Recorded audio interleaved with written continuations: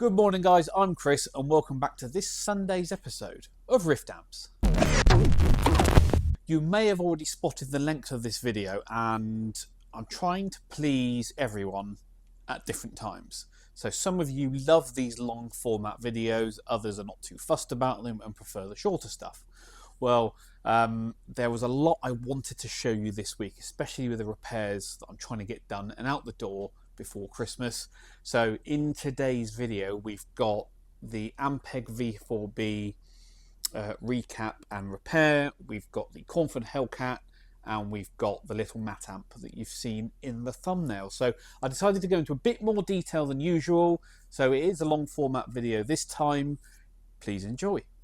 Time to start the recap on the Ampeg V4B then. So what have we got to do? We've got to swap out this cap here. We've got to swap out the two can capacitors here and these associated resistors. And if I swing you over here, we've also got this one down here in the corner. And these two resistors too. Now, these can caps are all riveted in, which means we're going to have to drill them out. I'll zoom you in and show you. Yeah, you can see the rivets, can't you? There, and is there one hiding behind here somewhere? Yep, there it is. Same on this one below it. So that's going to be fun. But I'm going to start with this cap here. This old Mallory, this 40 microfarad. Come on, stay still. This 40 microfarad cap here that's being held in place by this band which is attached here to the board, but the replacement is a lot smaller, so I'm going to have to think about what we do. I would like to try and reuse the band if possible, but I don't think it will be, so I'm going to have to come up with a solution as to how we get that mounted and secure. Without it looking like too much of a bodge, because I don't want to do that. I'm not interested in that. So that looks to me like it's a 1/4 inch, and that'll be the first thing to do. So I'm just going to unsolder this, get this thing out, and then we can make a decision.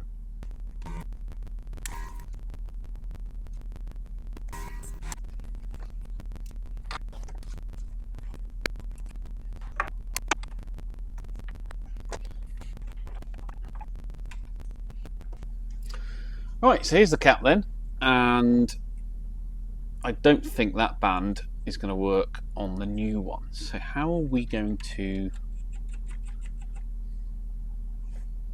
mount this cap?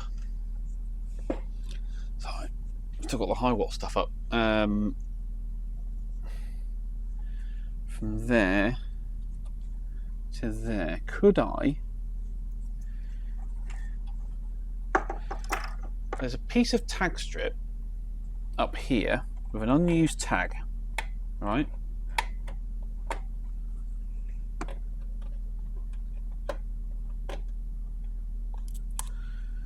And that tag strip is attached to this nut here, the opposite one of here. So why don't we, as it's unused, have another bit of tag strip on this one, and then that cap can be securely mounted between the two.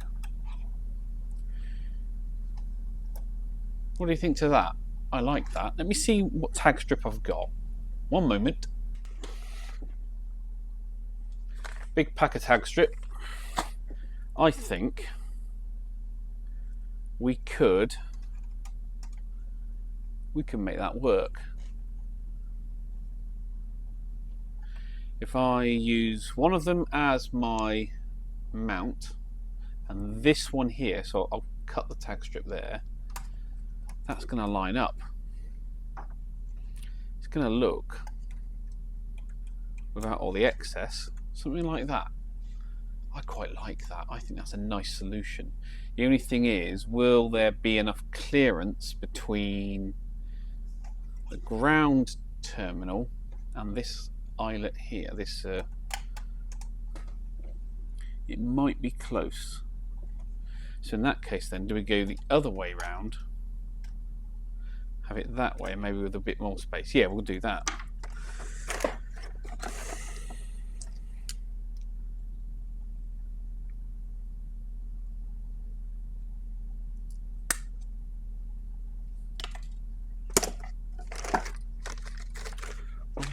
boom.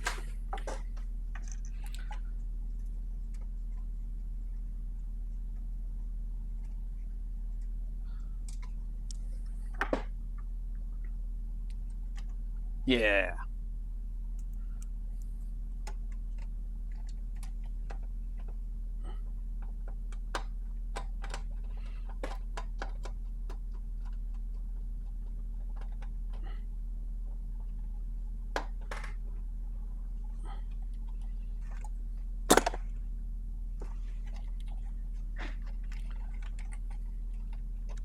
That's the wire up to it.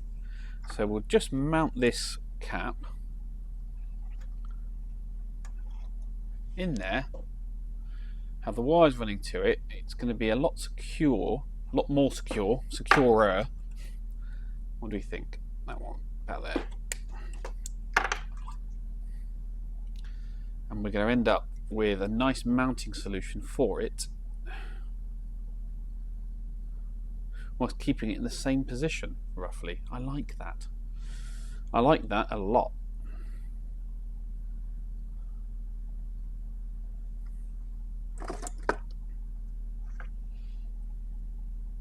Just trying to straighten these legs out. I'm starting to feel Christmassy, you know. I'm getting there. I've had the Christmas tunes on in the workshop. Starting to feel like Christmas now.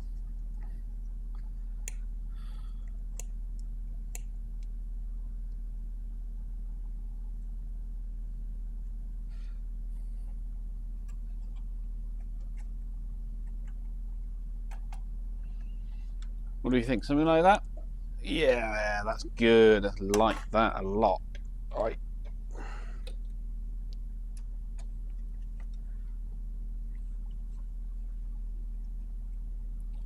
Okay. Are you still filming? Yes, you are. And then this one's got to come up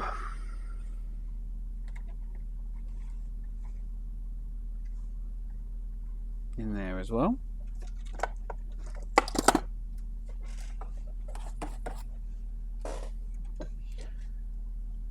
Can't see well, can you? Because of my hand. Yeah, that's nicer.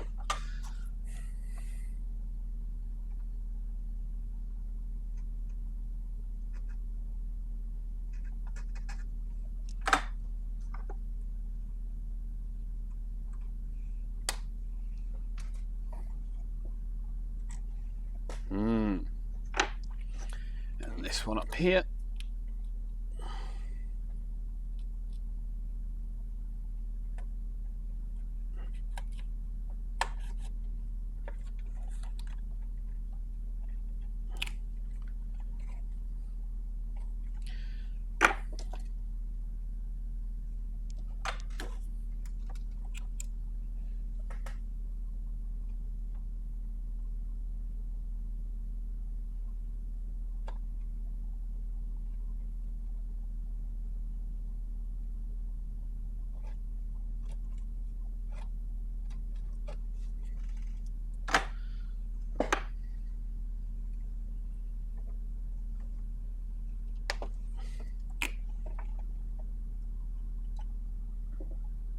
Yeah, that's nice. That's really nice. I like that. I like that a lot. Very happy. Cool. So, next job is going to be these down here. Just need to take a photo. Hold on.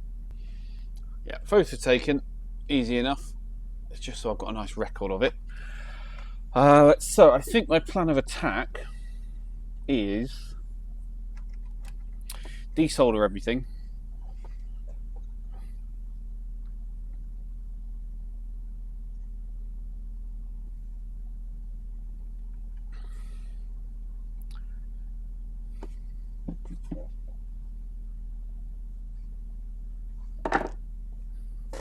This is the replacement. Yes, 2 terminals. One of them is 100 microfarad, the other's 40.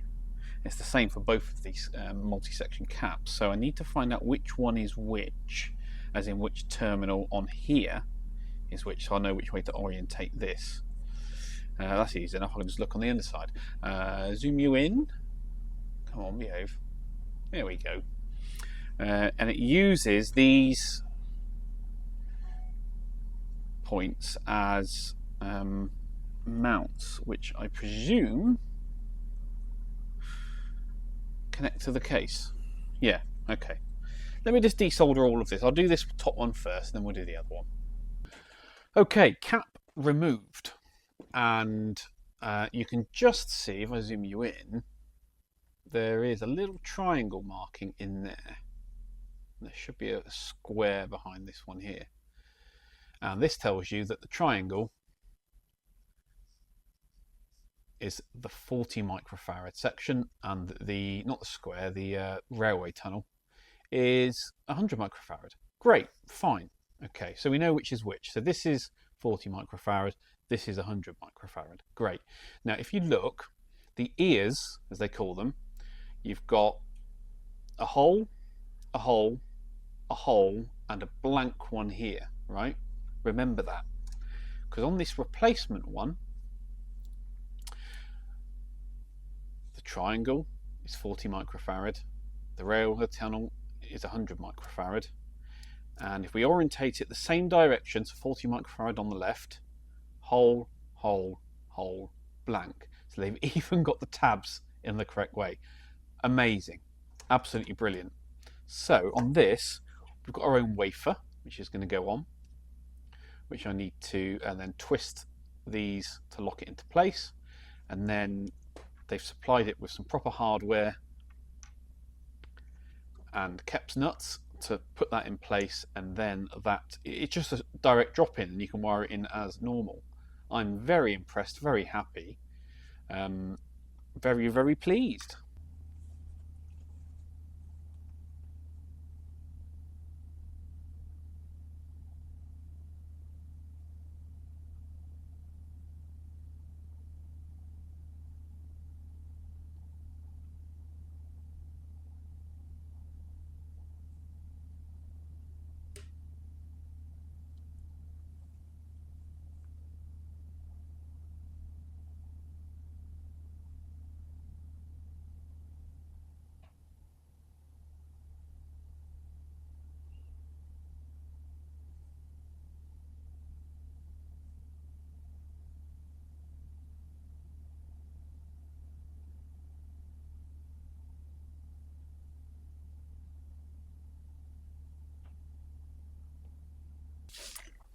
Well, you can't win them all. Drilling out the eyelet, or the rivet, sorry, on the final filter cap, the where has it gone? Oh, it's in the chassis. And I was being so careful, and just ever so slightly, obviously the mounting lug on the piece of tag strip just caught, twisted, and then ripped the whole thing off. So annoyed, but it happens. So new piece of tag strip. We were doing the resistors anyway, but it's such a shame.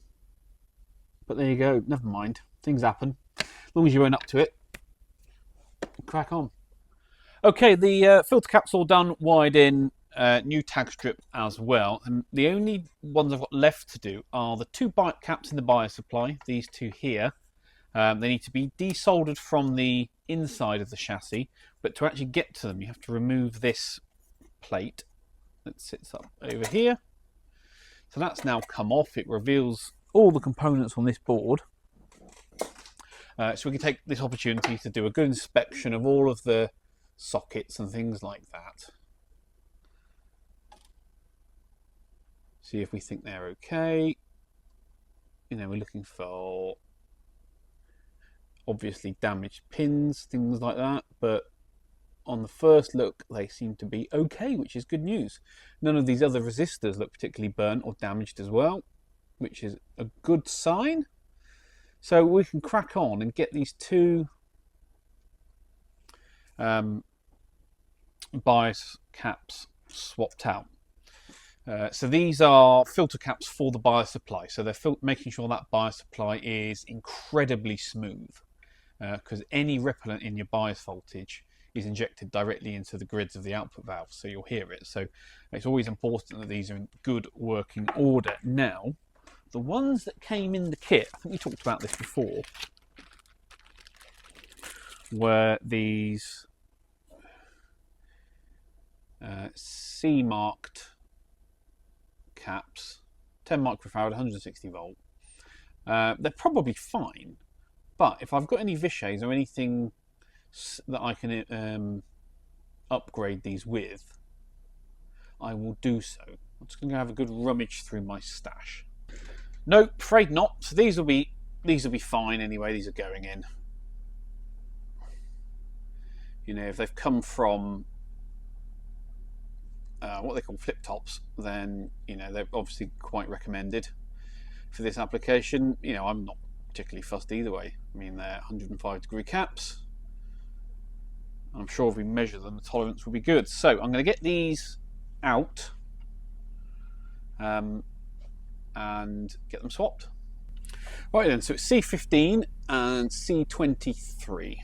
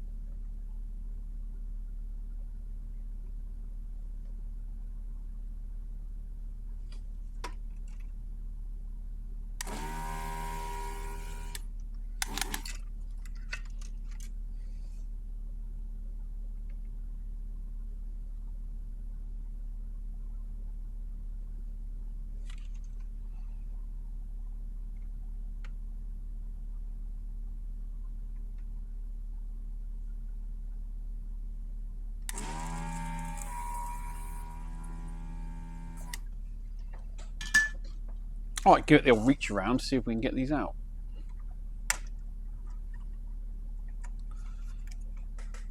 That's one.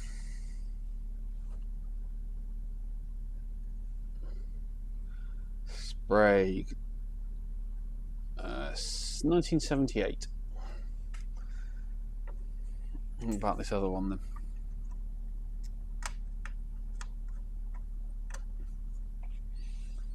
Here she is. Yeah, 78. Cool. Right.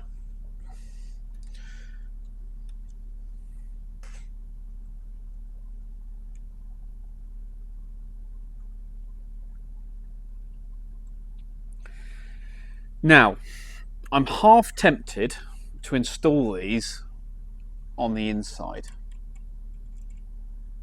Being an electrolytic, you know, it's a serviceable item, and therefore you could make the argument that installing them on the inside, because if you're doing a cap job, you're doing the rest of them like this one here from the inside, and that would mean you'll never have to remove, or you don't have to remove that the outside panel. Can I see a reason why I can't do it from the inside? No. So that's going to be what I'm going to do. I'm going to install them on the inside. Just straightening the legs out here. Try and keep these things neat. Make sure you check polarity, because bias caps go in backwards. They go with the positive end to your ground plane, because you've got a negative bias supply, so you are working in negative. You can quite get that bend in the right position. That'll do.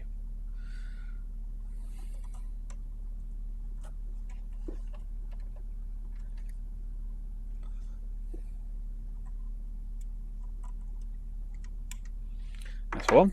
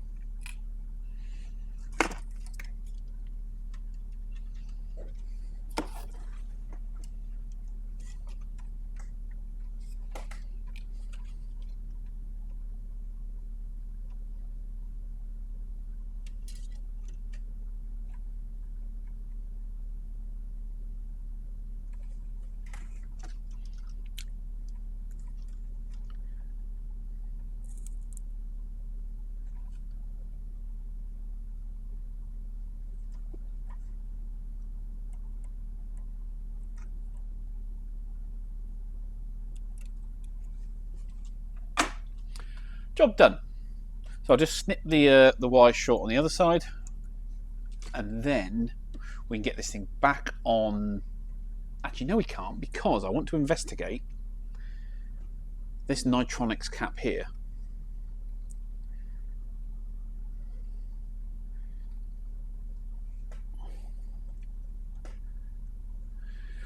.47 microfarad. I think, I'll zoom you out, I think on the schematic, I'll have to double check this, so don't shout at me if I've got it wrong. I think it's one of these two. Goes from the neutral to earth. So it's like a death cap. So they've used two in series, giving 1,200 volts of coverage, but the AC voltage, the caps have got an AC voltage rating as well. But here's the thing, I can't find the other one, I can only find this one. So I'm going to have to trace some wires and see what's going on. But if that cap leaks, then it's going to cause problems, just like the death cap in a fender amp. So I'm just going to do some investigation, double check it, see exactly where it's wired to and what it's doing. Yeah, it's connected to that earth terminal, and the other side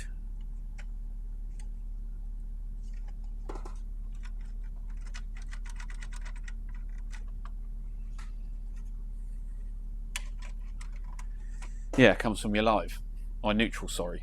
So yeah, that's coming out. That's coming out.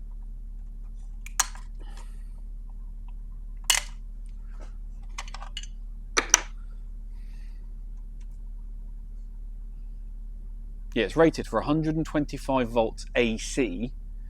Now it's a 240 volt amp. It's got double the amount of voltage across it. Looks cool though, doesn't it? But it's got to come out.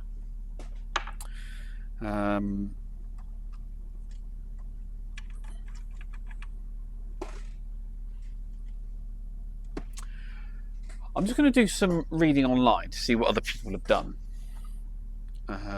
just in case I've got myself in a twist. I don't think I have. I can't see why I would have, but you never know, and you just want to make sure. So mains comes in here.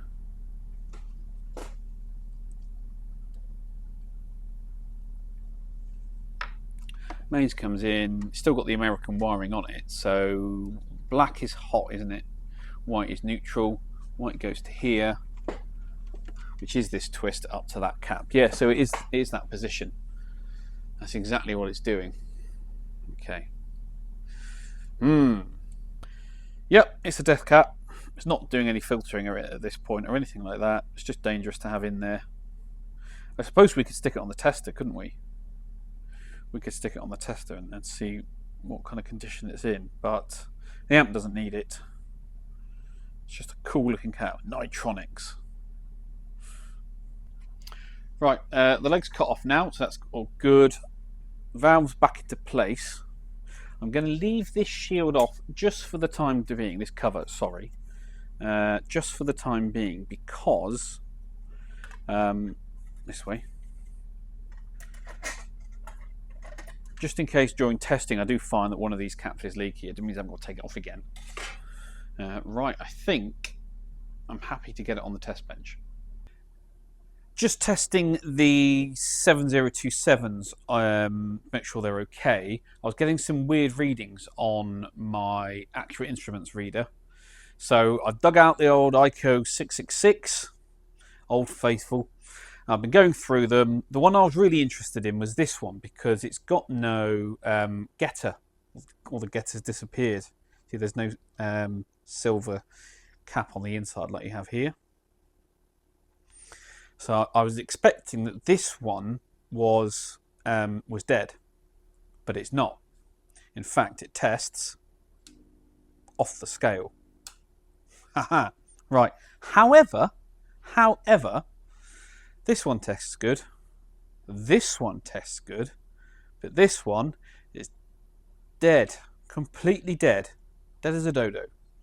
So it's going to need a new set of valves, unfortunately.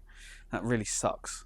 But at least the customer will be able to have at least these two as known good spares to get them through a jam or something. This one, I mean, it tests good, but would I be confident in using it in a gig? Maybe, maybe not. But we're changing them out anyway. It needs a new set of valves, so yeah, we'll call this one unknown. I think is the best solution for that one. The old Magnavox 7027A. But anyway, we'll get a new set on order. I've got to ring the customer, give them the bad news. Sorry, Paul.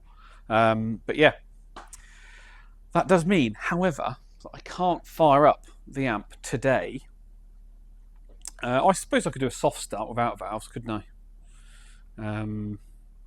But yeah, need to get some valves on order. Back on with the Cornford. So I've given the thing a full service, cleaned all of the pots, cleaned all of the sockets, tightened all the grounds, checked everything is good, and it's up on the bench again. And yellow is the output of the amplifier, which I'm measuring, and it's now been running absolutely fine for about 45-50 minutes now. And unlike Wednesday's video, it's no longer dropping an output, which is good news. Sorry about the jumping around. It's because the purple probe is unreferenced to ground and it causes all problems. If I remove the purple probe, you'll see it stops shaking. Put it back on, and it just causes that jumping effect. Okay, so I'm quite happy that the amplifier is fixed and is running good. Now, if you remember, we've still got this issue, or apparent issue, that when the amplifier starts to overdrive the output stage, we get some crossover distortion. And you can see, so yellow is the output of the amplifier. Purple is, I'm measuring on the anode or plate of one side of the EL84s, so pre-output transformer, but the output of the valve. And you can see it's a pretty mirror image doing the same thing. And if I move that probe to, so you've got the brown side on the left, the two in parallel, and the blue side on the right, again the two in parallel. If I come across to this side, ooh, hate doing this on camera. You can see we've got the same thing, right? Cool, okay. So let's hook back up to the anode of the brown side, and we'll move our yellow probe to the control grid, or the input, so we can get a comparison of the signal going into the output valve, which is yellow, and the signal coming out. So you can see the signal going in, nice and clean as that starts to overdrive. What have I done there? I need to put the mid up. Sorry, bring that back down. There we go, that looks better. So the signal going in is fine, but the signal coming out, you can see it's got that crossover distortion, right? So these valves are under-biased, right? And if I move those probes over to the blue side, you see the same thing. So we know that these valves are biased quite cold. Now, when we took the measurements on Wednesday, we proved that, and I think they were biased around 90%. So we could eat into that a bit more and squeeze more out of it by reducing the value of that 100 ohm resistor. Next value down will be 82 ohms, and that would reduce that crossover distortion and smooth that out a bit. But if you remember, the Sovtecs that are in it are not your standard EL84s. Now, standard EL84 has a maximum dissipation of 12 watts. Now, these ones are heavy-duty rugged versions at 14 watts. So if we bias it for those that are in there, then if anyone ever puts the 12 watt versions in, it's going to be biased too hot, and then you get your other problems. So I'm going to leave it as it is. I'm going to leave these ones biased slightly conservatively, and then if someone puts in, 12 watt EL84s, that crossover distortion is going to reduce slightly. So I'm quite happy with that. Now, does that little bit of crossover distortion there really matter? In this particular amp, no, it does not. Because people aren't using this amp as a clean pedal platform, right? I've got the master volume on full, and I've got the channel up probably to about 4 or 5 there. I'll tell you what. Let's go back to our output stage, remove that, turn that channel off, recenter that one, behave, there we go. So we're just looking at the output of the amplifier now. So it's clean there, and then just as it starts to square off at the top, we get that crossover distortion, okay? Nobody's using this amp as a clean platform. If we set the controls as people would actually use them, so let's say treble at noon, mid at noon, bass at noon, master volume at, I don't know, 10, 11 o'clock, bring up the preamp control. You see we go into preamp distortion well before the output stage starts to go into crossover, which is how most people will run it. So people aren't going to be concerned about this. They're not going to worry. It's absolutely fine. It's biased quite conservatively. Crossover distortion in the output stage is minimal, and the preamp is already overdriving before you'd hear that anyway. So I don't think it's going to be too much of an issue. I'm quite happy to leave it as it is. The amp is running great. It sounds fantastic. There were no issues. We successfully brought it back from hibernation, and it's running fine. And it's still got that capability where if someone changes the output valves, they can plug and play without worry of them running too hot. So I think we're good enough to call this one quits. We can put it back in the cabinet, give it one final play test. But as always, going to leave this running for another hour or so to soak test, just in case, and then we'll sign this one off. Good news, the Ampeg is up and running. A brand new quad of 7027s. Thanks to Hot Rocks for overnighting these for me.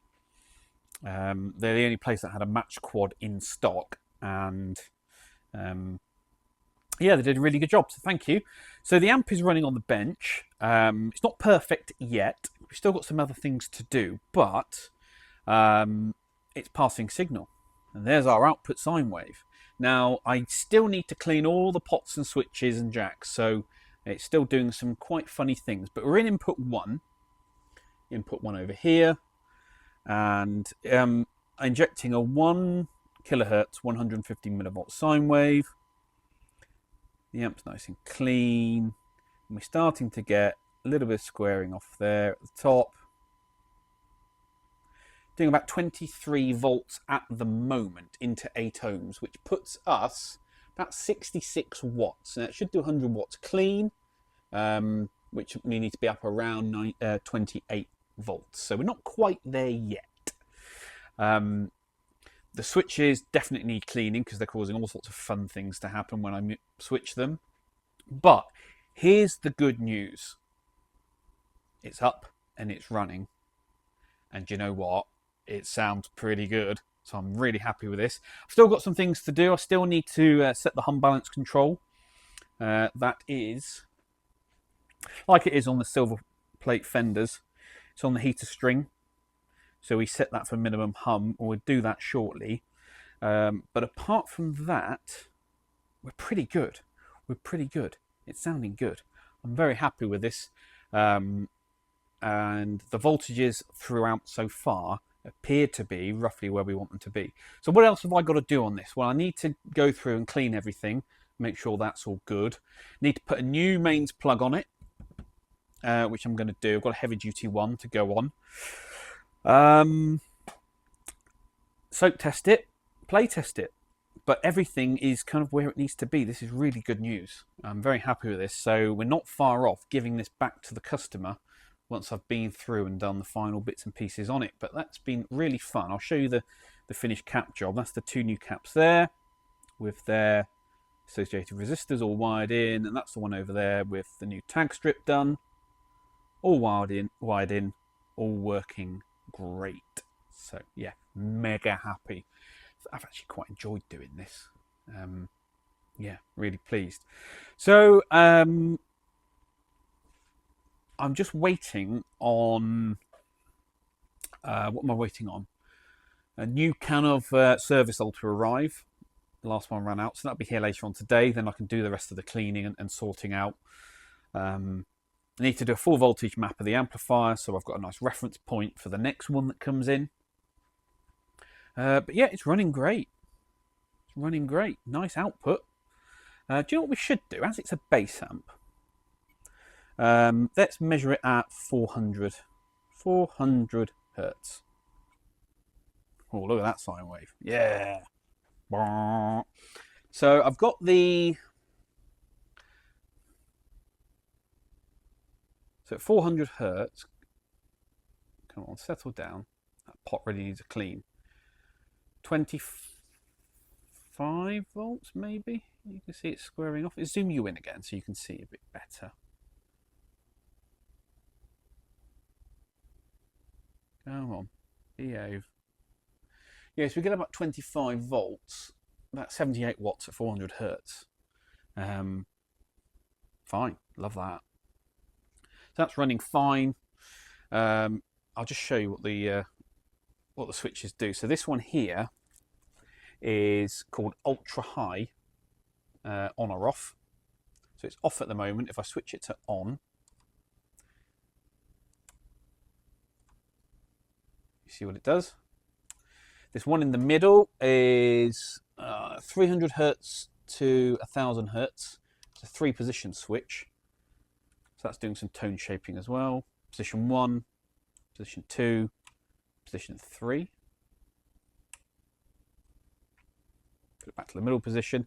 And this one on the end is the ultra low, on or off. So that's off at the moment, and that's on, but it's dropping quite a bit of signal there, so we need to give that a good clean.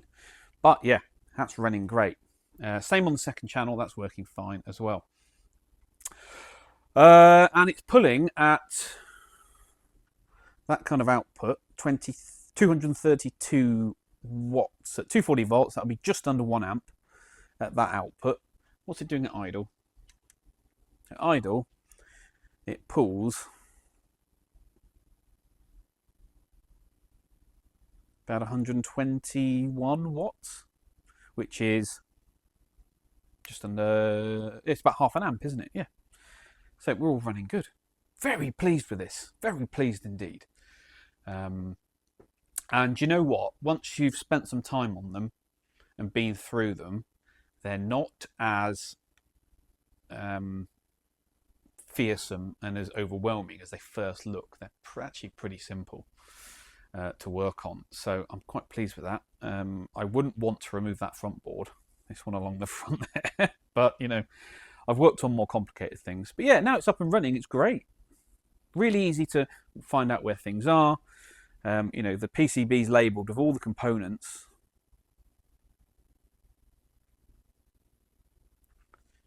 And because the shield has got the schematic on it, it's just really easy to work on. So I'm having a great time with this.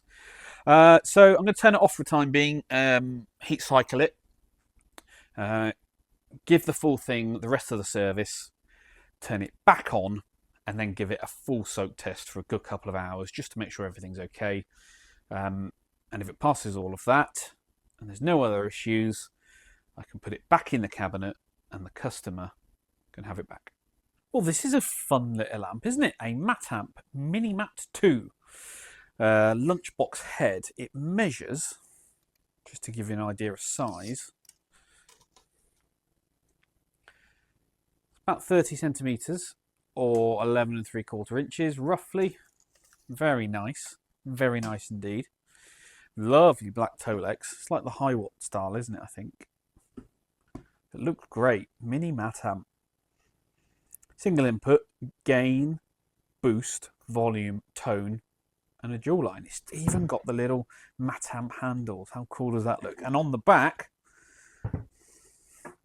IEC, on off, HT fuse, foot switch. It's got a line out for recording. It's got 2 speaker sockets, a 16 ohm and an 8 ohm, and the 8 ohm works with the built-in attenuator. How cool is that? Very nice indeed. So it is in for quick repair on this one. Well, it should be a quick repair. It should be a quick repair because it says the dual light no longer works, so we need to investigate what's going on there. But also the tone control is kaput. Woo! So we need to get this thing open, have a look inside, see what's going on with that tone control, and whether it just needs tightening up or a new pot. We don't know till we get inside. So it looks to be nothing more than mounting screw there, will get this thing apart. Do I need to take the rear panel off? No, I think it all comes out as one. So where is the drill?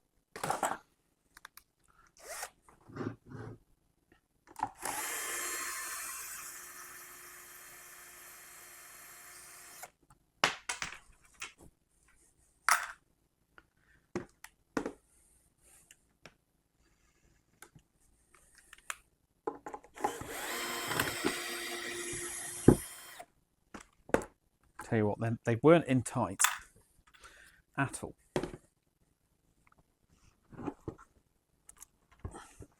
Does it matter which way this comes out? I don't think it does it?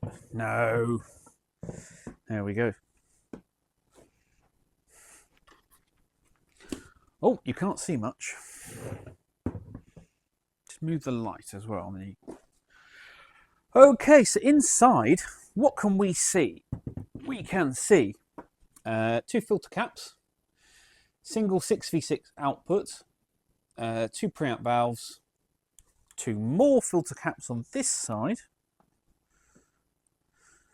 probably power transformer, output transformer at the top here, attenuator on the back.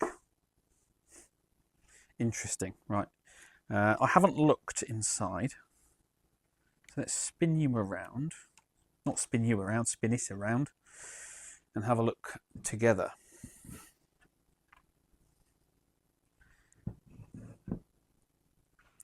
And there you go. Let's get some more light on it. Let's come around this way.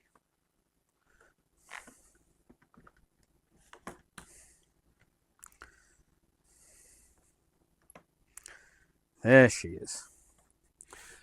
Okay, very cool. So the dual light, chopstick, looks to be the LED type, so we'll have to work out what we do there. It's kind of a half PCB, half point-to-point design. That's interesting.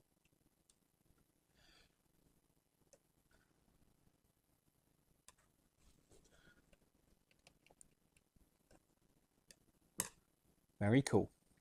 We need to look at this tone pot, don't we? Which is this one here.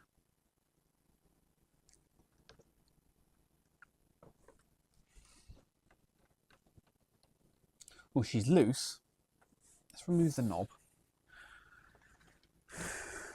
We need a specialist knob screwdriver. There we go. No, that didn't work.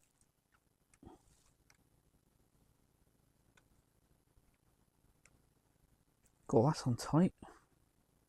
There we go. Okay, so knobs come off fine. The pot is loose. Oh, I see. The whole shaft is spinning within the pot. Sorry, you can't see a thing there. Look, the whole shaft spins within that pot.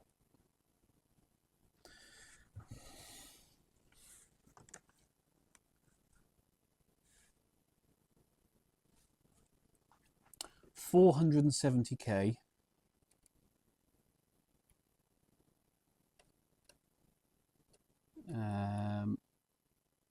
Log B. B taper is normally linear. So we're going to need an A500K if we've got one. That should be simple as unsoldering 1, 2 connections and putting a new pot in. Let me see what I've got in my stash. Right, so I haven't got any new 500K log pots, but I have got a used one. It's only one that I've installed into a prototype. But that will go in there quite nicely.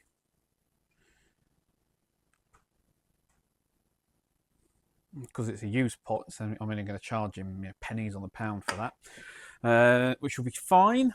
And then we need to look at this LED light, don't we? Why is that stopped? Can we replace the LED bit inside? I hope we can. Let's get this thing on the bench. Is that clear? Can we all see what's going on? If I zoom you in, can you see?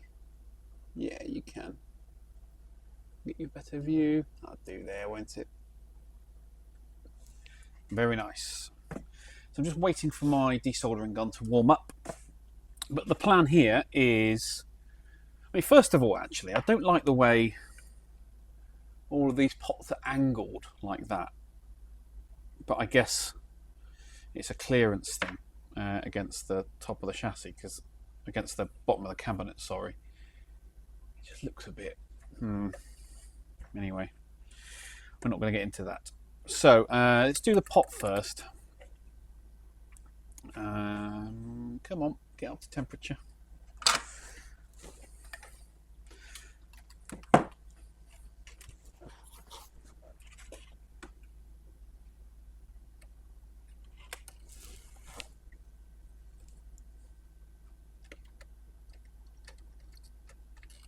Oh, that's wrapped around there.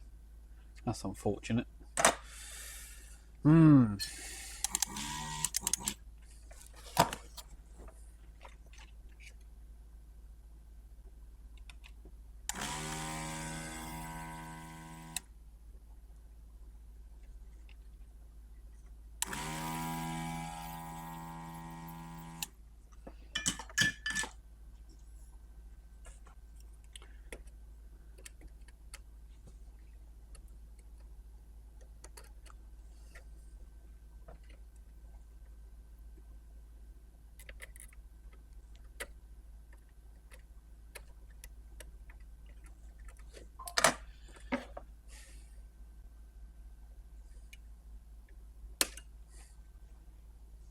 Okay, this one.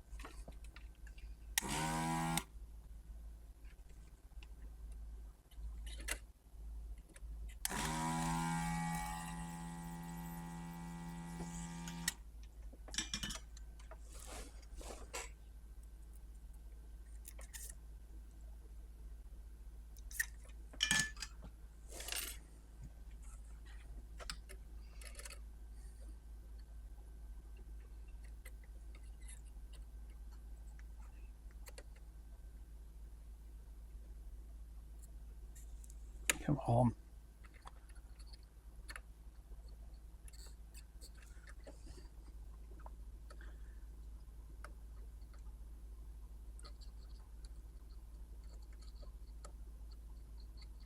What's going on with that? Why won't that come out?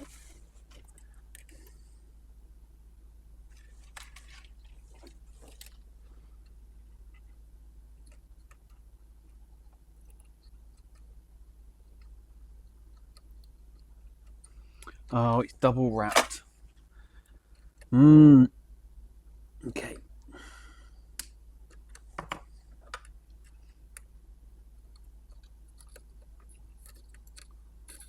No. There you go. Finally got it out. That was rubbish, wasn't it? Right.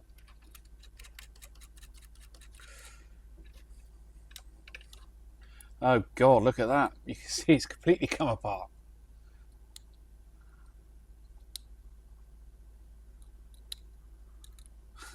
Can you see?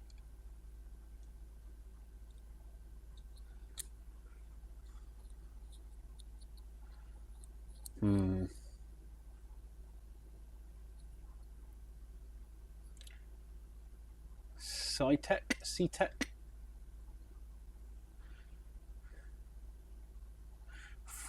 Log B 470k. Oh, log is normally A, so okay. Right.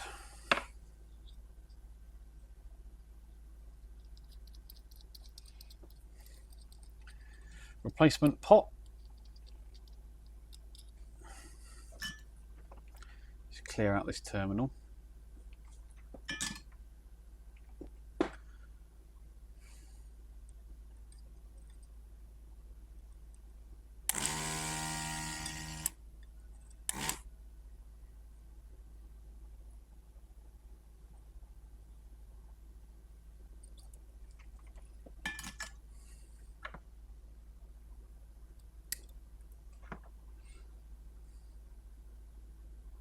Yep, happy with that.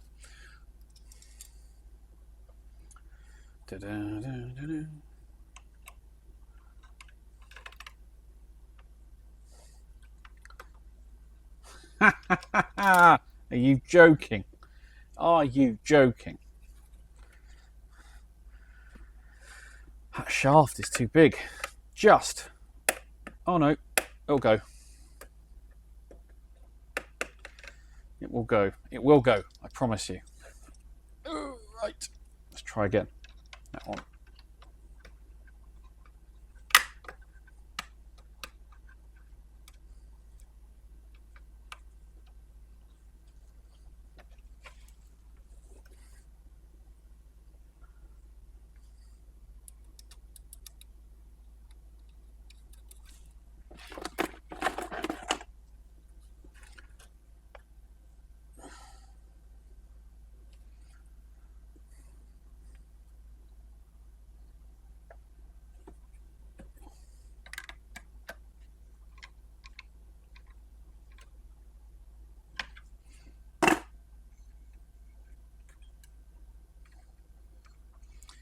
Okay, so because of the clearance issues that we've got, this little lug here, which is unused, will bend down.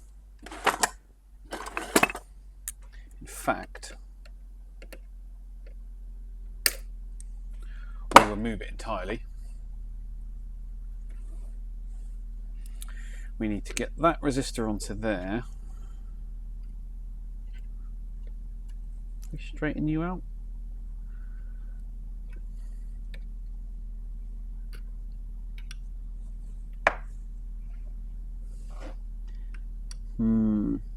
Oh, we could do it that way, couldn't we?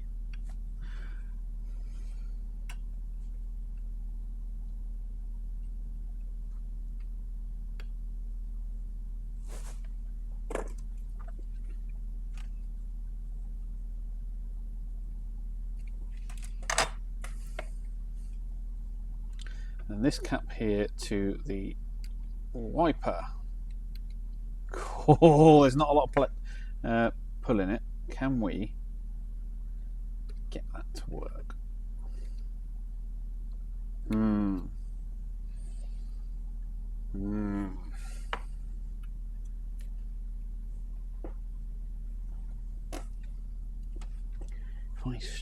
If I can get that straight, it will go.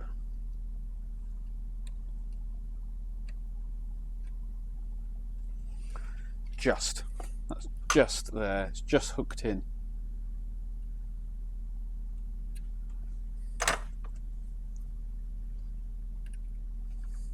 God damn it. Come on.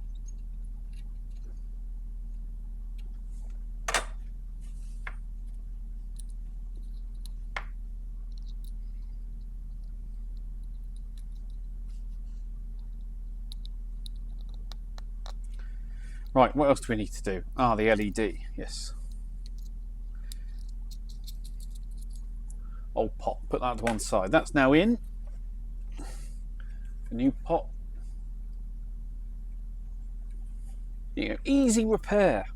Easy repair. No clearance issues there. That's going to be fine. Okay, it's LED then. Says it doesn't work, so how do we... There's no polarity on it, so let's desolder these.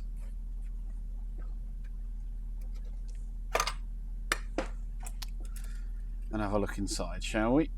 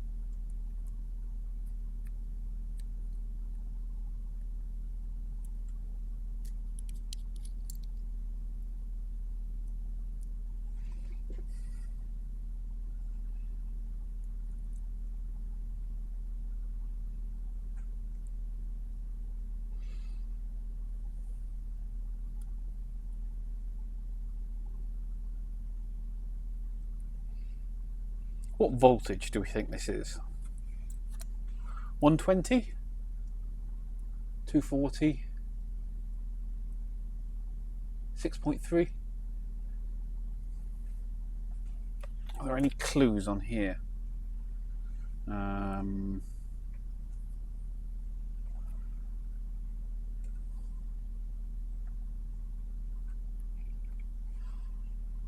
can work it out. One moment, please. Oh, sorry, I misspoke. Not an LED, it's a neon bulb. And I haven't got anything in stock. I have emailed Matamp, who very kindly are going to send one out to me.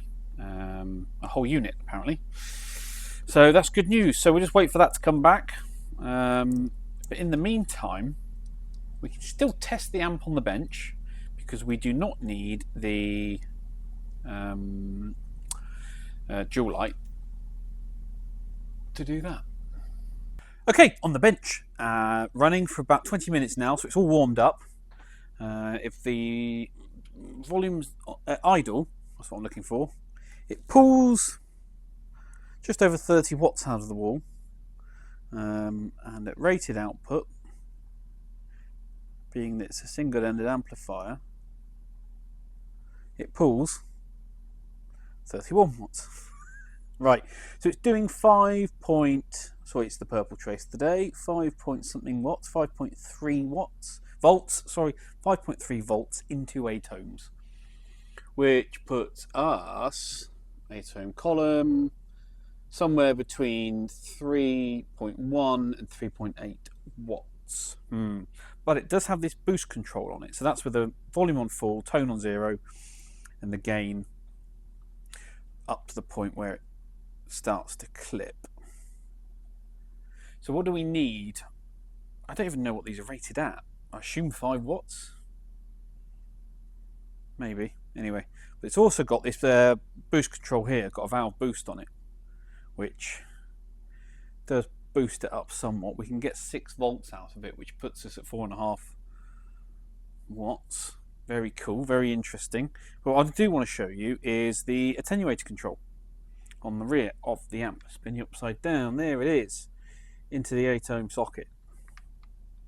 If I rotate that, it's currently fully clockwise, and if I rotate it now, you can see you get quite a nice smooth reduction. And that's now at kind of 12 o'clock. And if we keep going, it's only once we get low down that we then get quite a drastic drop off there. So it's still relatively linear, I would say, but very cool, very interesting. So we'll put that back up full, volume to 0. Now No, volume's about there. Let's put everything at 12 o'clock. Apart from the attenuator on full. And it's running. So very cool, very nice. All fixed, just waiting on the dual light. Back in the cabinet, call it done. Well, that's it then, guys. Thank you very much for watching once again. As always, please give this video a thumbs up. All your comments and questions down below for next week's Q&A. Please subscribe if you haven't already. Our subscriber numbers are going up, and we're getting a higher percentage of viewers who are already subscribers. It's nearly 50% of you now, which is incredible. If you're feeling super generous, of course, you can join the channel like these guys have, and I will catch you all at the next one.